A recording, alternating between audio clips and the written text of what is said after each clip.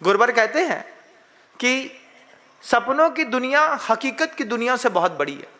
बाहर की दुनिया से अंदर की दुनिया में एक बार दृष्टिपात करो, आपको दिखाई देगा कि जो तुम कभी सबके सामने नहीं हो पाए, उस चीज को तुमने सपनों में जरूर पूरा किया। दुनिया के निकृष्टतम अपराध आपने स्वप्न में किए हैं। हकीकत में करने के लिए आपकी सामर्थ्य इसलिए नहीं थी कि बाहर विषय वासना बढ़ते, अंदर विषय वासना बढ़ते, बाहर लोक लाज भय भारी। बाहर क्या क्या है? लोक लाज है और भय है, और ये इतना वजनी है कि चाह करके भी आप अंतर मन की क्रिया को बाहर नहीं करते। अंतर विषय वासना बढ़ते, बाहर लोक लाज भय भारी, याते परम दिगंबर मुद्रा धर न सके दीन संसारी। नाम रखा है दीन संसारी, दिगंबर मुद्रा धर नहीं सकता। क्यों? अगर दिगंबर शरीर हो गया और मन के अंदर का अंतर विषय वासना बढ़ते, अगर अंदर में विषय वासना होगी तो दिगंबर शरीर में एक सेकंड नहीं लगता, दृष्टि गोचर हो जाएगी। तो वो इसलिए दिगंबर मुद्रा को अपनाता नहीं। गुरुवर बार बार इस बात को कहते हैं कि अंतर की दुनिया को एक बार देखो, अंतर की दुनिया में तुम कौन हो। फिर गुरुवर ये भी कहते हैं कि अंतर की दुनिया में तुम कौन हो, पहले ये तय करो, फिर ये तय करो कि तुम्हारे मरने का मूल कारण क्या है। 4 चीजें तत्वार्थ सूत्र में लिखी है। सुख दुख जीवित मरणोपग्रहाश्य, ये 4 पुद्गल के ऊपर का उपकार है। गुरुजी कहते हैं अपने मरने की सही वजह ढूंढो। हम सबसे कहते थे गुरुजी साथ में रहते हुए, अपने जीने की सही वजह ढूंढो। क्यों जी रहे हो? आपसे पूछूं इसी बात को कि अपने जीने की सही वजह बताओ, सही वाली वजह बताओ, क्यों जी रहे हो? महाराज बस जी रहे हैं तो जी रहे हैं। नदी के बहाव में सूखे हुए पत्ते के जैसी जिंदगी बह रही है कि किस उद्देश्य के साथ जी रहे हैं? मैं किसी उद्देश्य के साथ जी रहा हूं। जब तक गुरुवर थे तब तक मेरे जीवन का कोई खास उद्देश्य नहीं था। गुरुवर थे तो बस ये लगता था अपना एक समय का आहार कर लो, अपनी साधु की चर्या कर लो, अपने कमरे में बैठो, बस यही जिंदगी है। और यही सोचता था कि कहीं भी रहूंगा, अपनी जिंदगी तो सेटल्ड है। 15, 17, 18, 20 साल तक जिस लाइफ स्टाइल को जी लिया, उसी लाइफ स्टाइल में अगले 40 साल और निकल जाएंगे। पहले जिंदगी के उद्देश्य ये थे। गुरुवर जब दुनिया छोड़ करके आसमानी हुए और जिंदगी का उद्देश्य बदल गया, जीवन का एक उद्देश्य अंतर्मन ने क्या, गुरुदेव ने स्वयं पैदा किया कि मैं तो चला क्योंकि मेरे यहां पर रहने के उद्देश्य पूरे हो गए।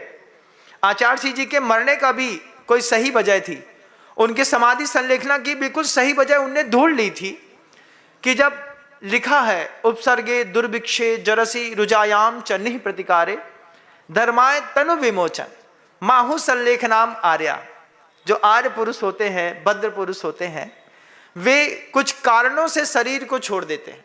उपसर्ग आने पर, दुर्भिक्ष होने पर, जरसी मतलब बुढ़ापा आने पर, रुजायाम रोग आने पर, निप्रतिकारे, या फिर कोई ऐसी परिस्थिति आती है जिस परिस्थिति का प्रतिकार करना संभव नहीं है।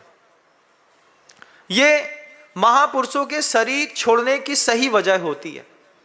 इस वजहों से महापुरुष अपना शरीर छोड़ देते हैं। गुरुवर को तो पहले से ही बता दिया था। अचानक देखिए ये संवाद बीच में आ गया। आज 18 तारीख है। 18 तारीख को आचार्य भगवंत को आसमानी हुए 19 महीने हो गए। आज 19 महीने पहले गुरुवर ने इसी 18 तारीख को अपनी देह को छोड़ दिया था और अचानक ये संवाद मेरे मुख पर आ गया। उपसर्गे दुर्भिक्षे जरसी रुजायाम चन्नि प्रतिकारे धर्माय तनु विमोचन। गुरुवर हम सबसे कहते थे अपने जीने की सही वजह ढूंढो, अपने मरने की सही वजह ढूंढो। मैं जब तक गुरुजी के साथ था तो मेरे जीने की बस एक ही वजह थी कि गुरुजी के साथ रहना है, उनकी सेवा करनी है और अपनी चर्या का पालन करना है। अपनी जिंदगी बहुत अच्छी कट जाएगी। 20 साल ऐसा मेरा निकल भी गया। लेकिन आचार्य भगवंत के जाने के बाद जीने की वजह बदली। आचार्य श्री जी चले गए, उसके बाद जीने की वजह बदली। आज जीने की वजह गुरु जी के द्वारा स्थापित प्रकल्प है। मेरे जीवन को मेरा एक उद्देश्य मिला। मैं सांस लेता हूँ, मैं रोटी खाता हूँ, मैं विहार करता हूँ, मैं संवाद करता हूँ, मैं उद्बोधन देता हूँ, मैं जनता से अच्छे से बात करता हूँ। हर चीज के पीछे एक वजह है कि गुरु जी के स्थापित प्रकल्पों में हम अपनी शक्ति का उत्कृष्टतम परिचय दे सकें। और ये बात भी मैं कई बार कहता हूँ कि अकेले से तो गुरु जी का कोई भी प्रकल्प पूरा हो नहीं सकता। उसके लिए प्रत्येक साधु संत की अपनी अपनी शक्ति समय समय पर अपेक्षित रहती है। किसी तीर्थ क्षेत्र पर मैंने अपने पुण्य, अपनी शक्ति का प्रयोग किया, गुरुवर के उस प्रकल्पों को थोड़ा बहुत आकार या आधार देने में जो कर सकता था किया। इसके बाद कोई और मुनिराज उसी प्रकल्प पर पधारे, वे उसमें अपने पुण्य की शक्ति संचय करें, लगाएं, फिर लगाएं, फिर लगाएं। आचार्य श्री जी का यही भाव था। गुरुवर यही चाहते थे कि इतने अच्छे सुंदर प्रकल्प आप सबके बीच में रख दिए हैं, अगर आपका भी कोई सातिशय पुण्य उदय में आए तो सातिशय पुण्य से इस चीज को वृद्धिंगत करके लोगों को देव शास्त्र गुरु और धर्म से जोड़ के रखना। आचार्य भगवंत गए, मेरे जीने की वजह बदल गई। आज मैंने अपने जीने की वजह ढूंढ ली है। उसी के लिए मैं शावकों के घर में जाता हूँ, आहार पानी इत्यादि लेकर के चला आता हूँ।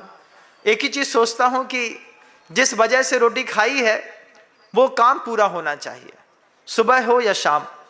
मेरे जीने की वजह है, मेरे सुख की वजह है, मेरे दुख की वजह है, मेरी मरण की भी कोई वजह होगी। मैं अपनी वजह ढूंढता हूं।